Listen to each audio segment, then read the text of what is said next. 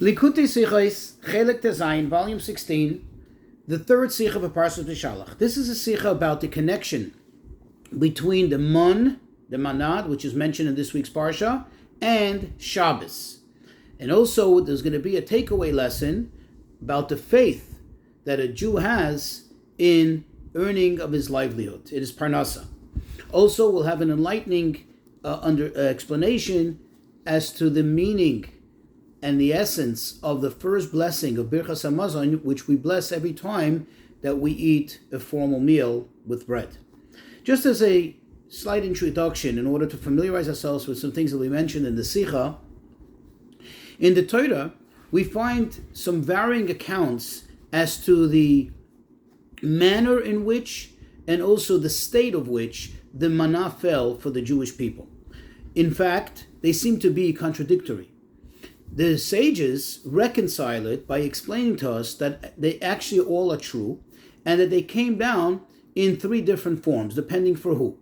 When it was for the tzaddikim, the righteous ones amongst the Jewish people, there it came down, first of all, as the Torah mentions, as the Torah refers to it, lechem, as bread. It was ready to eat, ready to go, and it came down right at their doorstep. Literally, you open the door and it was right there. For the Beinanim, for your average Jew, it came down in the form of ugos, of cakes. It still had to be prepared somewhat, but it was almost ready to eat. And it came down somewhere in the neighborhood where they had to, quote, Yatsu ha'am lilkoi. They had to go out and gather it. They had to actually go pick it up, like somebody goes, I guess, to the corner grocery store. Whereas the Rishayim, the wicked ones, for them, it came down so far away that they had to actually go out there and scout for it and go find it and go collect it. And then when they brought it home, it was in a raw form. They still had to grind it and prepare it, go through all the steps that one would go through in preparing food, like as in a recipe. So that's number one. Another thing to familiarize ourselves with, that there is an inherent difference between dew and rain, tal and motor. Dew, we know, the Chazal tell us, and this is based on a story in the Tanakh with Eliyahu Hanavi and King Achav, that tal loy netzar, the dew never stops. That is something which is a promise from Hashem, it never ceases. Whereas Geshem, rain, is contingent on the avodah, on the service, on the behavior of man. In fact, we say it in the Shema every day, we say that V'hayim Shemaya, and then it says, if you will keep all the mitzvahs, then Hashem says, V'nesati metar artzachem beitoy, I will give the rain in its correct time. So let's go into the Sicha. The first time that the Torah commands us about the particular details of the laws of Shabbos is in our Parsha, in conjunction with the Parsha of the Man, the story of the Manna. It says over there the details of Shabbos, what we should do, what we shouldn't do, what we're allowed to do, a lot of collected on Shabbos, and so on and so forth. Now, since everything in the Torah is with the ultimate precision, it follows and makes sense that there's an intricate and inherent connection between Shabbos and Man. And not only that, but this actually is something that's evident from the words from the teachings, that is, of one of the great Gaonim, Rabbi Sadia Gaon. The Rasag, Rav Sadia Gaon, he states that if somebody is lost somewhere and doesn't know what the Parsha of the week is, it's not like today you have calendars, you have internet, somebody doesn't know what the Parsha is. What Parsha should they read? There is a mitzvah to read the Parsha on Shabbos. He says if one doesn't know what the Parsha of the week is, one should read the Parsha Haman. He should read the story about the man from this week's Parsha, because it has an inherent connection to Shabbos. Now what's interesting, that although now we concluded that there is an inherent connection between Shabbos and Man, but still, on the other hand, the Man did not come down on Shabbos. The blessing for the Man was from above, as it says in the Zohar. From it was blessed all the other 6 days of the week, but it itself did not come down on Shabbos. So we need to understand how exactly, and what does this express itself? In other words, how does this get expressed, this connection between Shabbos and the Man? It would seem that if you look at it at first glance, that not only there's no connection between the two, but rather that there are two opposites. You see, because Shabbos is something which applies to all times. The laws of Shabbos were not just given once and just for that generation. The laws of Shabbos are applicable at all times in any place throughout history. whereas all the details and all the laws of the man only applied when the man fell. When did the man fall? During the 40 years that the Jews were in the desert. So this seems to be that they have no connection. So the Rebbe says perhaps one would be able to suggest the following: that the connection between them is because both don't involve a direct effort or an application of one's effort. What does that mean? Man fell from the heavens. It's lechem min hashamayim. That's how it's categorized. It's bread from heaven. And Shabbos, you're not allowed to do any work. You're not only not allowed to do any malacha, any tasks. You're not allowed to even think about your work on Shabbos. And that would seem to be the connection. But the Rebbe says that doesn't suffice. Why not? Because we do find by the man itself that there was some kind of effort necessary on the part of man. When first of all, if it was the Beinanim, the average person, they still had to go out and collect it. They still had to prepare it. If it was the wicked, for sure, how much more so they had to go out and scout for it. And then they had to do it. But even the tzaddikim had to have some minimal effort on their part, because they still had to open the door and pick it up. They still had to take it and put it on the table and slice it up, or whatever it is, cut it up into cubes. So that is different than Shabbos, because Shabbos, it says, Kol melachtecha asuya.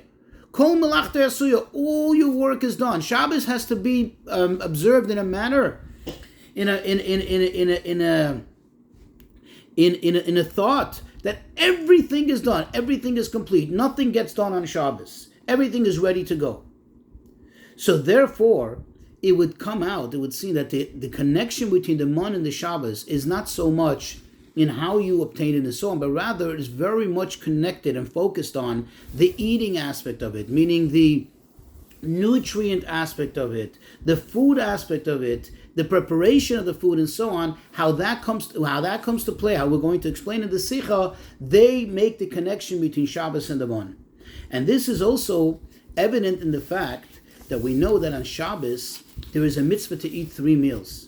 Shalashudis. Where do we learn these 3 meals from? From this week's parsha, from the pasuk which states, and it says 3 times the word Hayoim, in reference to the Hayoim, meaning today, in reference to the manna and Shabbos. It says today you should not go out, today you'll receive it, today there won't be any man. So the 3 times, this is a reference to the 3 meals that we eat on Shabbos. So we see that the inherent connection, to summarize, the inherent connection between Shabbos and man is contingent and revolving around the aspect of eating, the aspect of nutrient for the person. So to understand this, we'll look into the pasuk Dalet, verse 4, in chapter 16. Over there, Hashem says to Moshe, "Hineni mamti lachem lechem mishamayim." I will rain down for you bread from the heaven, and the people will go out and they will collect dvar yoim biyoimai, the matter for every day on its day. And then Hashem says, "Leman." Leman means in order. This is for the purpose of anasenu, that I will test him, hayelich v'sarasim loy, whether he's going to follow my Torah or not. In other words, Hashem says, as Rashi explains, on the words leman anasenu, in order for me to test them. Hashem says, what am I going to test them? Why am I giving them the man and testing them? Hashem says, I am going to test them to see if they're going to adhere to the mitzvahs that are contingent with the man, namely, number 1, that they shouldn't leave over from it anything for the next day. And number 2, that they shouldn't go out Shabbos to collect. So from here it comes out that the objective, Hashem is saying, the objective of the man, the objective of him raining down man on the Jews is in order to test them in these 2 things. That A, they shouldn't leave over for the next day, and B, they should keep the Shabbos. And the question is, what's the connection between the 2 things? What exactly is the connection between these 2 things? So the Rebbe says we'll understand this by first prefacing, getting a little better appreciation of the novelty of the idea, the concept of lechem min hashamayim, quote, bread from heaven, the manna, over the regular lechem, the regular bread that we eat, which is called lechem min haaretz, as we say in the bracha, hamoitzi lechem min haaretz. You see, bread that comes from earth, meaning natural bread that we have, the food that we eat, that is very contingent and dependent on the work of man. A person has to go out and he has to plow, he has to seed, or he has to work and earn the money with which to buy the food until a person can have food. Now, it's true that while one is doing what one has to do in order to generate the food, in order to generate a parnasa, one is absolutely clear and aware of the fact that the blessing is coming not from what he's working, but it comes from the fact that Hashem is the one giving the blessing. And it's just that Hashem commanded him in the Torah. Hashem says he will bless you in all that you do. From there we learn that you have to do something. You have to make what we call a ishtadlus. You have to make your effort. Still, even though you're aware of that, even while you're doing whatever you're doing to generate your parnasa or to generate your bread, but still at the same time, what meets the eye, so to speak, what seems to be obvious on the surface is that your parnasa is coming also from your work. In other words, you see that you have to put in an effort, you have to do something in order to gain something. Whereas man, which is, quote, lechem min hashamayim, bread from heaven, over there it's clear and obvious. There's no doubt that the bracha is coming directly from HaKadosh Baruch Hu. And therefore we could understand why the man came down. Hashem, in other words, the objective of the man was that Hashem wanted to instill in Bnei Yisrael, he wanted to instill in us the recognition that everything comes from Hashem without any intermediary whatsoever. Although that lechem min hashamayim, however, as we said, is not dependent, is not contingent on the effort of man, right? And therefore, where do we see this? The man came down together with dew, because dew and the man are very similar. They both come down on the initiative of Hashem and the initiative of HaKadosh Baruch Hu without any whatsoever involvement from man. Yet, at the same time, there was some effort necessary on the part of man. Meaning, although it came directly from Hashem, unlike the bread that we eat these days, unlike the parnasa that we have these days, but still it involved some, albeit a minimum effort on the part of man. Even for the tzaddikim, as we mentioned earlier in the introduction, that they had to do very, very little, extremely minimal effort in order to eat the bread. But still, think about it, the bread did not land on their table or did not come directly into their mouth. They still had to take the bread from the doorstep and bring it in and put it on the table, slice it and so on, in order to have it ready to eat. So by virtue of the fact that there was a difference between tzaddikim and beinim and rishoyim, that also tells us that there was some connection to the effort, to the involvement of man. And this will help us better understand why Hashem uses this expression in the verse that we quoted previously, where he says, Hinini mamtir lechem nashamayim. I'm going to rain down to you. If inherently man is like dew, why is he using this expression that I'm going to rain down to you? Because the idea is that it's true that the manna comes down from Hashem directly like tal, like dew. It comes from Hashem's initiative. But still, at the end of the day, there is some aspect of it that's like rain that has some connection to the avodah, to the effort of man. Meaning the way it manifests itself already has some connection to the effort of man.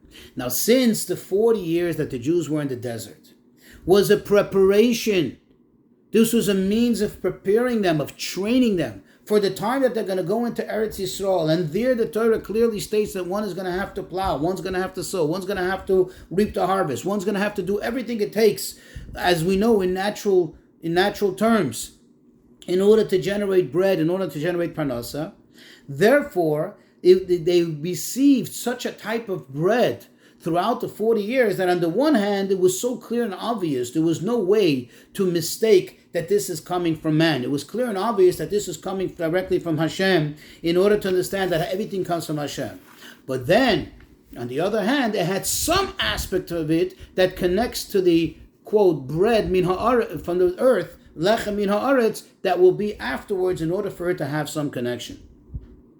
And therefore, when a Yid is in a situation where it seems, like we are now, where it seems that the parnasa that we have, that the bread that we have, comes as a result of our work and our effort, yet the Yid knows clearly, without any doubt, that this is similar to lechem min hashamayim. Now they have like an interlocked connection, that each one has the aspect of the other, albeit one has more of the aspect of it coming from heaven, whereas one has the aspect of it coming from, so to speak, from the work of man, as it seems, as it meets the eye.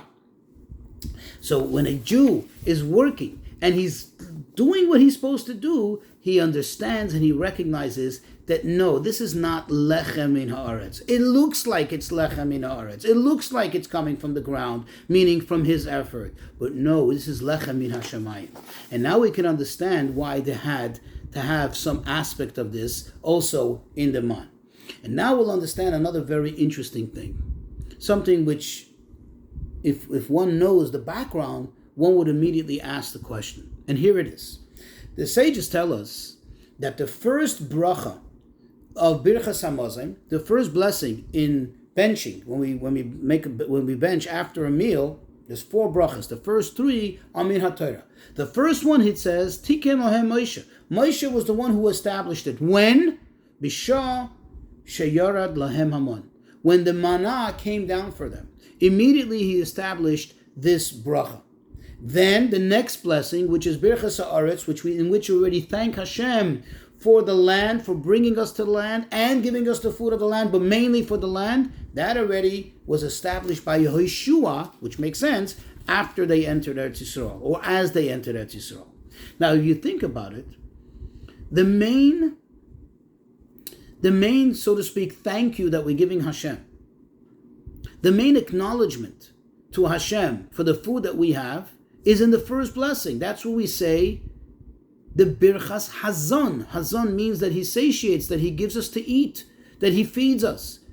How is it, or why is it, that blessing that we make to Hashem, thanking him for the food that we eat, is the blessing that was originally established, and therefore still is, more about the man, which is lechem min hashamayim? It seems that it has no connection to the bread that we're eating.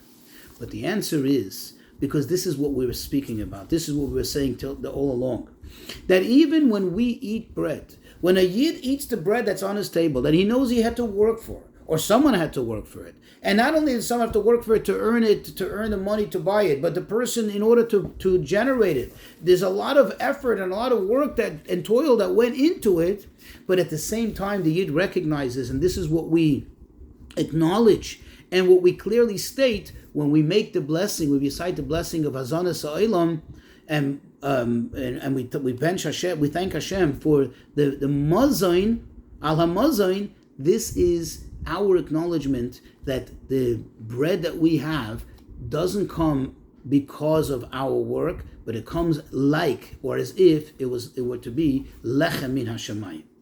According to all this, we'll understand the connection, we'll appreciate the connection between man and Shabbos. What does man have? So we'll break it down to 3 points. Number 1, it was lechem min hashamayim. That means in a revealed and obvious manner, it was clearly, absolutely bread which came directly from heaven. Yet, number 2, on the other hand, it had some aspect that connected to the effort of man, as we said before. And number 3, that this gives us the ability, gives us the koyach, that we should, even when it comes to our regular lechem in haaretz, which seems to be all about our effort and our work, even there we should recognize and we should believe with absolute faith that it comes directly from Hashem. These 3 ideas, these 3 points, we also find in Shabbos. When it comes to Shabbos, it says, the Chazal tell us, and this is halacha, that if one doesn't have the means to buy food for Shabbos, to have oinig Shabbos, that pleasure on Shabbos, Hashem says, Livu alai v'ani pareah. You borrow on my account and I'll pay it back. In other words, you have full faith. You have to rely totally on Hashem, that He'll make it happen. And you borrow money, and in other words, you go beyond your means. Normally, a Yid's not supposed to live beyond his means. But when it comes to Shabbos, you're allowed to. So that's one aspect on the one hand. But however, number 2, on the other hand, you see that it involves some effort. Hashem doesn't say, open your window and I'll throw in money for Shabbos. No, he says, go out there and borrow money. You have to make an effort. Moreover, Chazal tell us, and this is the halacha, that the only time you're allowed to borrow money for the needs of Shabbos is only if you have some collateral. In other words, it can't just be totally and absolutely relying on Hashem without any whatsoever accountability or responsibility. If you have something to back it up, the only concern is, where am I going to get the money to get back my collateral? Hashem says, don't worry, you give that and I'll see to it that you'll get the money back. So you see again, number 2, which matches up, which is parallel to the mon, there's an aspect of it which is contingent on the effort of man. And then number 3, the fact that a person believes in Hashem and spends on the needs of Shabbos, that in itself blesses the entire week and makes it so that during the week when he works and he needs to generate a parnasa, according to Torah, he sees clearly and he understands that it comes all from Hashem. And this is the connection now we can appreciate between the two things, the two aspects which we asked in the beginning of the Sicha, the two things that Rashi brought down, the two mitzvahs, how they're connected. The al yoser mimenu ad boker, that you're not allowed to leave over from it until the next day. Hashem said that's from the mon, and that number 2, that the 6 days of the week that the mon fell, that was blessed from Shabbos. It's the same aspect and the same idea. In other words, the fact that a Jew doesn't worry about, quote, what's going to be tomorrow, is the same idea of Shabbos, that a Jew recognizes and sees clearly that his parnasa comes from Hashem. However, in actuality, the mon did not come down on Shabbos. But the blessing for it, meaning the blessing above, that was generated on Shabbos. And then it came down the rest of the week. Likewise, on Shabbos, one is not allowed to even think about his work on Shabbos, let alone do anything to generate a parnasa. But the blessing for the rest of the week comes from Shabbos, and the preparation for Shabbos also has to come from the week. So you see again the connection going back and forth. On the one hand, where it's totally from above, but on the other hand, where there is somewhat of a connection to man's effort, and that is the idea that connects the two, as we asked in the beginning of the Sicha, what's the connection between the mon and Shabbos?